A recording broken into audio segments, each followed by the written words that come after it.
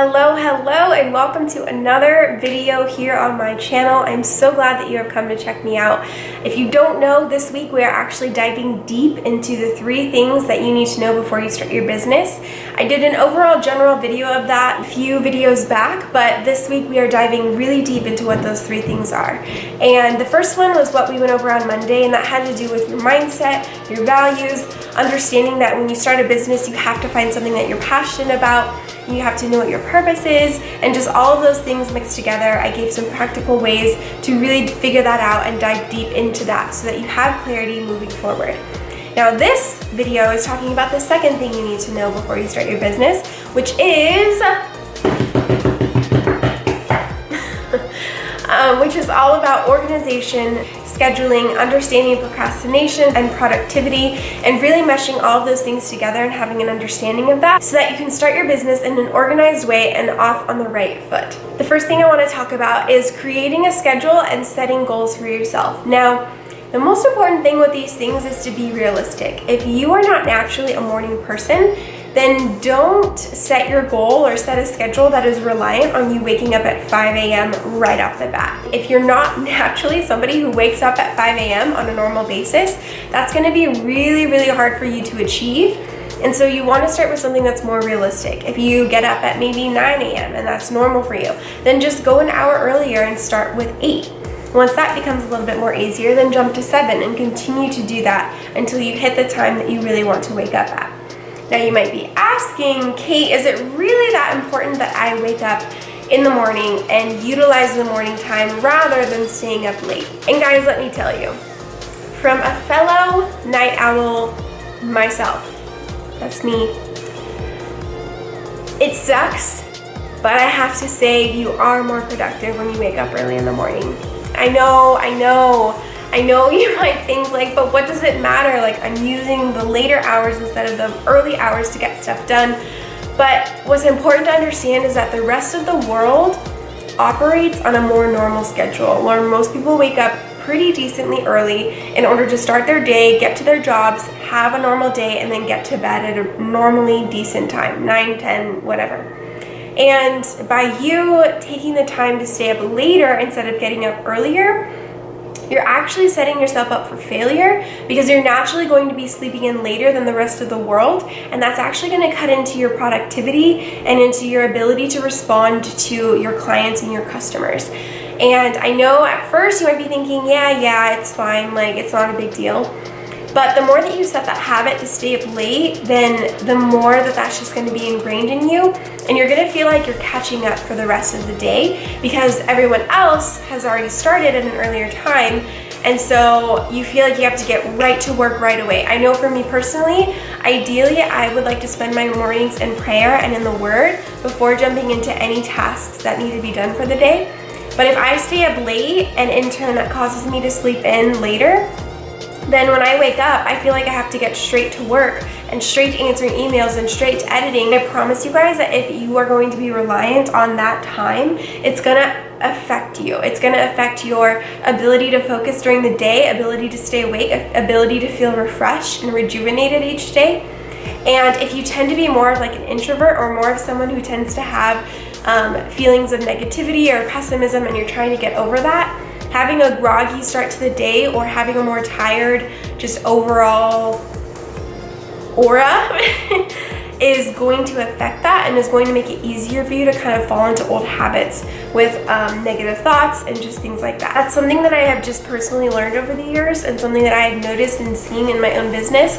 And so as much as it sucks, trust me, I would love to be a night owl. It really is important to stick with the routine of the rest of the world in order to stay productive and relevant with what's going on. Hope that made sense. Sorry if I crushed your dreams, but the other aspect to setting goals and having a schedule is to have a planner, some sort of planner, whether it's digital, like you use, the Apple Calendar or Google Calendar or something like that, or if you tend to be a more physical person like me, I actually have physical planners that I write in and that I utilize in order to schedule my days.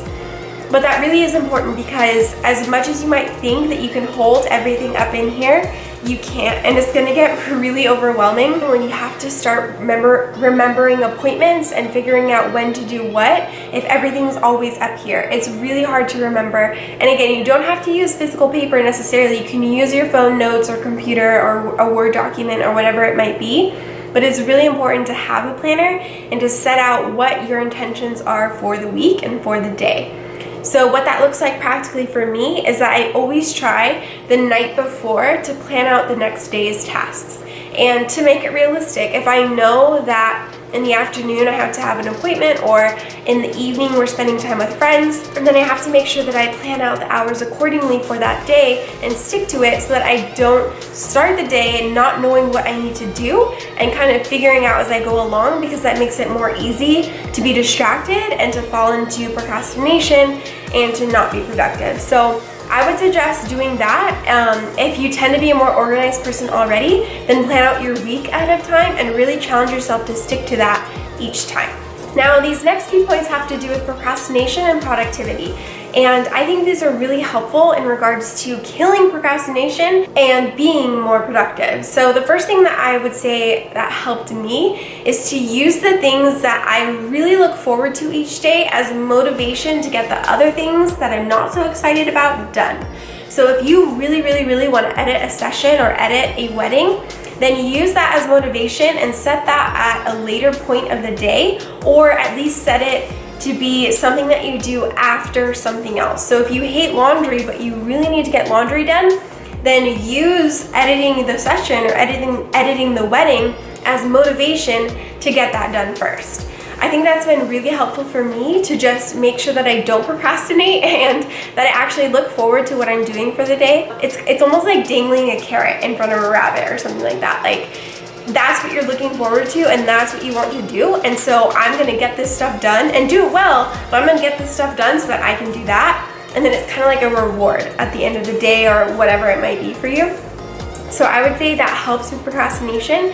Use something as motivation to get the other not so fun tasks done right away. Now, the other part of this is it's really great to have an accountability partner to help you with this. So find somebody who you trust and who you know will motivate you and will encourage you, but also will keep you accountable.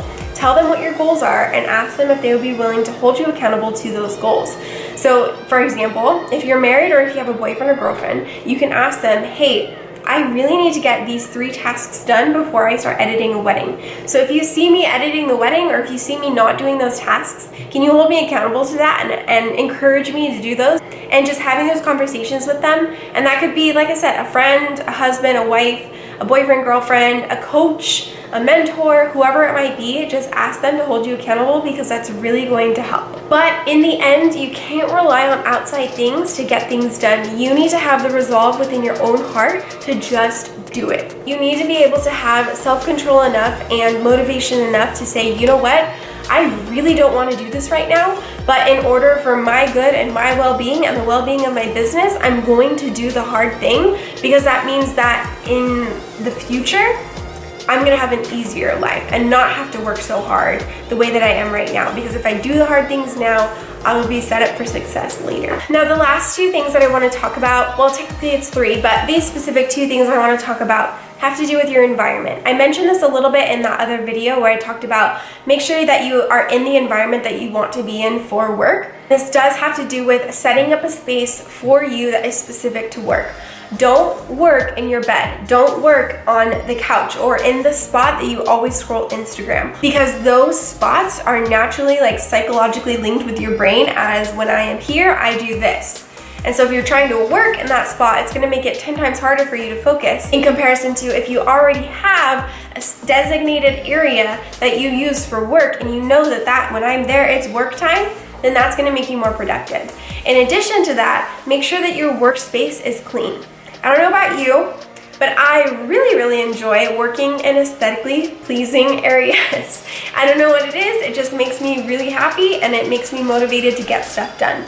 So I have to make sure that my work area is clean, organized, and honestly, well lit, because that is going to help me be productive and stay productive for what I need to do that day.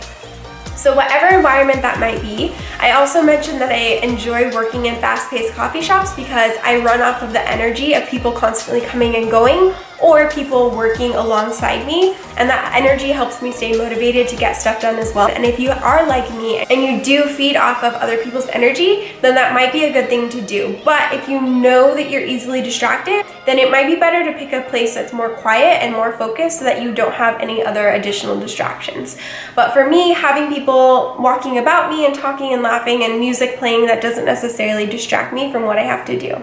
Now, the last thing that I want to talk about in regards to procrastination is actually that this was a revelation that came to me over this last year and a half. Now, when you procrastinate, it's not necessarily being lazy. Being lazy doesn't necessarily equate to procrastination, though that can happen. You can actually procrastinate on what you need to do by being busy. You could know in your head, I really need to edit this session, but the dishes need to get done, the laundry needs to get done, all of these other things need to get done. And you're telling yourself that that's valid because those things need to get done, but if you're doing them because you're procrastinating on what you actually need to do in that moment, you're procrastinating. Even though you're staying busy and even though you're being productive, you're not actually achieving the goal that you had that day, which was to edit that wedding. So just keep that in mind as well. That was definitely eye-opening for me. I never really realized that busyness could be procrastinating at the same time. And so along with this, I have actually linked a document down below. It goes over all about that, why procrastination and productivity are actually directly linked to kind of your mindset and how you're making decisions each day. So be sure to check that out because I think it really helped me, and I really do think that it can also help you guys as well. Whew, that was a long video. Thank you so much for watching. I know that was a lot of information, but there really is so much that goes into staying organized, having a schedule, setting goals, not procrastinating, staying productive, and just all of that all thrown in together. And I'm pretty sure you got all of that in this because I rambled for so long. But again, thank you for watching. Please like and subscribe if you enjoy what you're seeing. Comment down below if you enjoyed it or if you resonated with something that I said.